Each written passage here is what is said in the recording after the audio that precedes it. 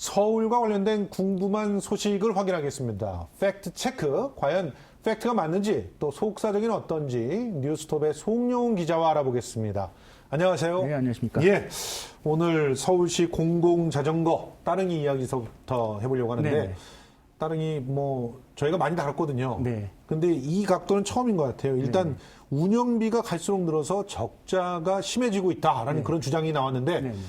정확히 어떤 내용입니까? 네, 우선 따릉이 지금 굉장히 인기가 많은데요. 예. 2015년 10월 시작했으니까 정확히 2년 됐습니다. 네. 예, 지금 오늘 현재 897곳의 대여소가 있고요. 예.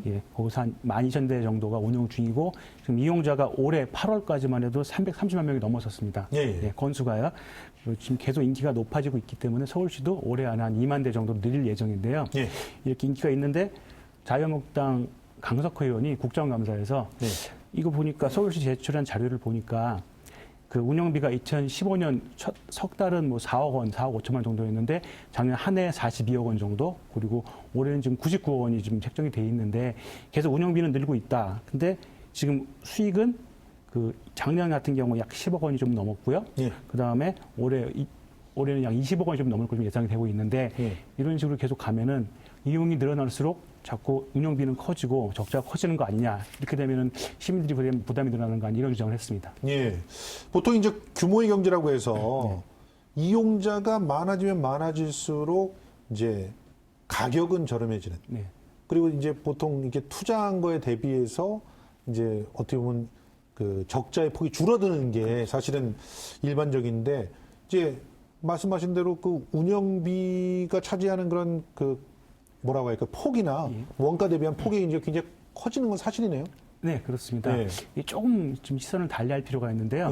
여기 기업이 수익을 추구하는 형식이라면 그게 맞는데 이 따릉이는 공공자전거 서비스는 공공성을 위한 거거든요. 시민들을 위한. 일단 이 도입 자체가 시민들의 어떤 건강, 교통 편의를 추구하고요. 또 환경 오염에도 크게 일조할 수 있습니다. 그런 면에서 정책을 시작이 된 거고요. 어떤 수익 모델보다는. 그래서 이제 또 일반 자전거와 다르게 좀 장비가 좀 괜찮습니다. GPS 들어가 있고 RFID 칩이나 NFC 칩도 있어야 되고요. 또 이거를 한 보관소에만 많이 있으면 이용이 어려우니까 수시로 이동도 시켜줘야 되고 또 무엇보다 이게 좀 자전거가 기능이 좋은 좀 괜찮은 어떤 그런 형태이기 때문에 관리하고 그 운영이 굉장히 좀 비용 계속 들어가는 구조입니다. 근데 대부분 공공물들이 보면은 이렇게 그냥 처음에 안 들어놓고 그냥 대충 이렇게 관리하진 않잖아요. 계속 꾸준한 관리가 필요하죠. 그래서 기업처럼 수익 추구보다는 공공성이 우선이기 때문에 그런 현상이 나타나는 걸로 보고 있습니다. 일단 이윤 추구를 위해서 만든 게 아니라 공공의 이익을 위한 것이다. 그러니까 그럼 비용으로 좀 이렇게 써줘도 되는 거 아니냐? 이런 얘기인데 일단 서울시의 반응은 어떤가요? 서울시는 이제 운영 초기 아직 2년밖에 안 된 만큼 현재로서 어쩔 수 없는 반응이고요. 그리고 지금 규모를 좀 키워가는 현재 상황이고요. 그리고 환경 문제를 생각하고 어떤 교통 문제를 생각하면은 어쩔 수 없다, 불가피하다. 그리고 앞으로 지금 빅데이터 분석을 통해서 운영비는 좀 줄이는 방향을 추진하고 좀 안을 준비하고 또 이제 광고 수입 등을 좀 늘려서 서울 재정 부담을 좀 줄여보겠다라고 얘기는 했습니다. 그건 너무 원론적인 대답 같은데 좀 더 이제 어떻게 보면 이 따릉이가 여러모로 들어가는 돈이 지금 한 100억 정도 지금 들어간다는 거 아니에요? 그런데 이제 들어오는 돈은 한 20억밖에 안 되니까 80억 적자 아니냐 이런 식으로 아주 그냥 좀 어떻게 보면 천박하게 얘기하는 사람들에게 이런 부대 수익들이 있다 얘기해 줄 수 있는 건 좀 없나요? 제가 그래서 국내와 해외사를 좀 찾아봤습니다. 국내는 가장 운영이 잘 되고 있는 곳으로 창원시를 꼽히고 있는데요. 창원시를 비롯해서 모든 운영하는 도시들이 전부 다 똑같은 고민을 하고 있습니다. 운영비는 늘어나고 있고 수익은 적고. 근데 똑같이 얘기할 수 있는 게 전부 다 이거를 수익 모델을 하고 있지는 않습니다. 그렇죠. 이걸 수익 모델은 누가 생각합니까? 일단 시라는 곳이 공공기관이라는 곳이 수익을 이렇게 무작정 추구할 수 있는 것도 아니고요. 또 이런 서비스 같은 경우는 굉장히 시민들의 반응이 좋아서 심지어는 이걸 무료로 운영하는 시도 있습니다. 공주시 같은 경우는 무료로 운영 중입니다. 그리고 외국에서도 특정한 날 축제 이럴 때는 무료로 막 제공하기도 하고 그런다면서요? 네네. 프랑스 파리가 대표적인데요. 프랑스 파리는 뚜르드 프랑스라는 유명한 자전거 대회, 사이클 대회를 운영 중입니다. 그만큼 자전거로 유명한 곳이죠. 2007년도에 벨리브라는 공공자전거 서비스를 도입을 했습니다. 지금 현재 2만 대 운영되고 있어가지고 최근에 이제 중국이 좀 더 많은 대수를 도입하긴 했지만 그 전까지 세계에서 가장 큰 공공자전거 서비스였고요. 프랑스 파리도 처음에는 교통난 해소랑 환경오염 방지 위해서 이 벨립을 도입을 했습니다. 그래서 파리의 대기오염이 아주 심각한 날에는 이거를 벨립을 무료로 개방을 해서 그 자동차 이용을 좀 절제하도록 해서 효과를 많이 보고 있다고 합니다. 그래서 현재 프랑스 파리 전체 자전거 운영의 3분의 1 정도를 차지하고 있고요. 이게 또 관광객들이 이거 벨립을 이용하기 위해서 혹은 관광을 와서 벨립을 이용을 많이 하기 때문에 그래요? 벨립으로 인한 관광 유발 효과가 12억 유로에 달한다는 그런 주장도 있습니다. 우리도 지금 서울 지하철 자체가 뭐 유명해져가지고 꼭 관광 오시면 지하철 타시는 분이 계시잖아요. 그렇습니다. 그런 것처럼 따릉이를 참 운영해가지고 이걸로 관광 수익도 한번 창출해 볼 수 있을 것 같은데 따릉이를 이용하는 시민들은 굉장히 반응이 좋지 않습니까? 네, 대체적으로 다 긍정적 호의적입니다. 저도 뭐 주말에 이렇게 다니다 보면 많이 볼 수 있는데 아주 즐겁게 타시는 분들 많이 봤고요.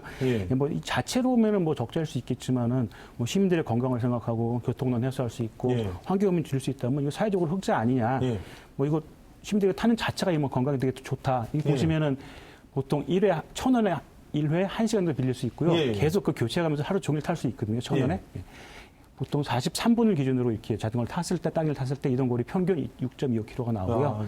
그때 흡수할 수 있는 칼로리가 160칼로리, 그 다음에 탄소 절감 효과는 1.45kg 정도 나온다. 이렇게 분석이 되고 있습니다. 아니, 탄소 절감 효과를 곱하기 해가지고 좀 누가 계산을 좀 해줬으면 좋겠어요. 이거 엄청난, 뭐, 이제는 이산화탄소 같은 경우가 돈을 내고 사야 되는 상황이 되는데, 이걸로 벌어들일 수 있는 돈도 생각해보면 꽤 될 것 같은데, 참. 아무튼, 달릴수록 적자 쌓인다라고 하는 그 의견에 대해서는 어떻게 결론을 내리셨습니까? 팩트 체크를 해서.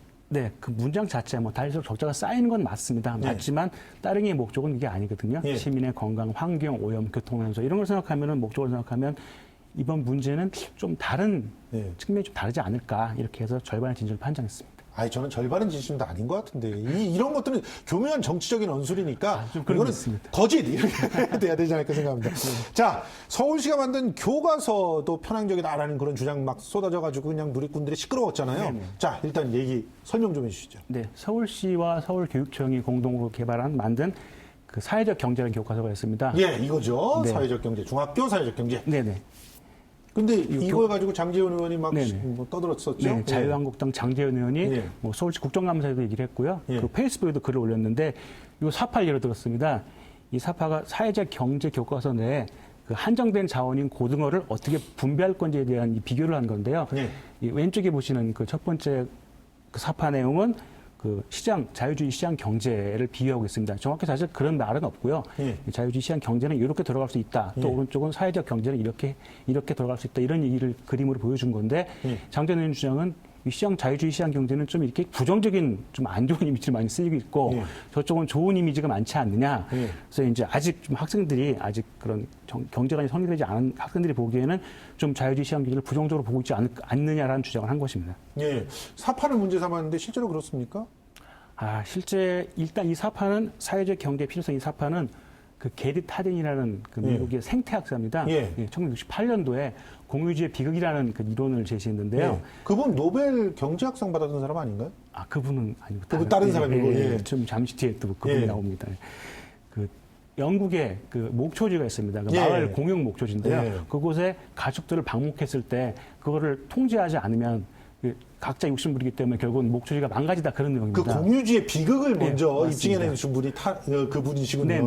그리고 이 공유주의 비극을 가지고 엘리너 오스트롬이라는 미국의 경제학 교수가 이 공유주의 비극에 대한 해법을 제시했습니다. 보통 이 공유주의 비극을 국가가 해결하는 경우가 많은데 이 교수는 공동체가 해결할 수 있다. 그런 방법을 제시해서 이걸로 노벨 경제학상을 받았습니다. 그러면 이런 내용들을 다루고 있다면 그리고 또 이미 사회적 경제라고 하는 게 사실은 제가 알기로는 새누리당이 막 열심히 홍보하고 막 했던 그런 내용 아닌가요? 그런데 국내에도 적용되고 있는 걸로 알고 있는데? 우선 장 의원은 이 전제를 자유주의 시장 경제와 사회적 경제가 대척 반대했다고 본 건데 아까 이론적으로 보면은 학문적으로 보면은 결국 사회적 경제는 자유주의 시장 경제의 문제점을 보완하는 이론으로 이렇게 정립이 되어 있습니다. 실제로 그 자유한국당의 전신 새누리당에서도 2014년에 자유적 경제 기본법을 당론으로 채택하고 법안 입법을 추진하기도 했었습니다. 그리고 현재 국내에서 이 사례가 굉장히 많은데요. 시작은 1996년 외환위기 이후에 여러 가지 문제가 생겨나니까 협동조합 방식의 생산자 공동체 운동을 기반으로 해서 뭐 지역 자활센터라든지 소비자 생협, 그다음에 사회적 기업 등으로 계속 구체화되고 있고요. 2007년에 실제로 입법이 지금 진행되고 있습니다. 예. 아무튼 이런 사실들을 갖다가 알고도 이런 얘기를 장제원 의원은 주장했다면 좀 명구스러울 것 같은데 일단 팩트체크 결과는 거짓 맞죠? 네, 그렇습니다. 예. 뭐 사파를 개인적으로 오독할 수 있겠지만 교과서에 그런 내용은 없습니다. 그렇습니다. 교과서는 충분히 시장 경제를 얘기하고 있고요. 그 보완적으로 사회 경제를 이야기하고 있습니다. 그래서 거짓으로 판정했습니다. 예, 고맙습니다. 지금까지 뉴스톱의 송유홍 기자와 함께 살펴봤습니다. 고맙습니다.